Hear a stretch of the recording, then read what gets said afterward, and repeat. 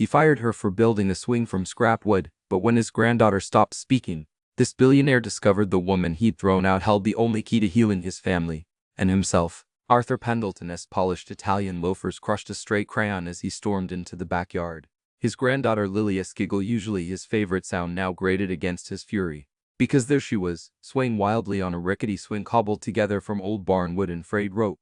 Beside her stood Margaret Byrne, his silver-haired housekeeper of 12 years, her apron dusty, her hands clasped in delight. "Look, Grandpa," Lily cried. Cheeks flushed. "Miss Margie built it just for me." Arthur's chest tightened. "This one tea, the custom cedar plaisette he'd ordered from Switzerland.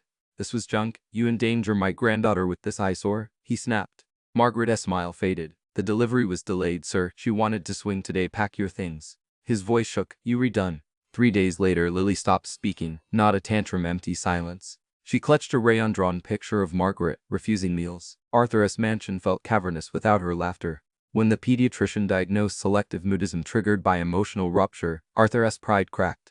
That night, he stood on Margaret's porch, her cottage smelling of lemon polish and ginger cookies. "She needs you," he rasped, voice thick. "I was a fool." Margaret studied him, then sighed. "Love isn't tea about perfect swings, Mr. Pendleton. It is about showing up."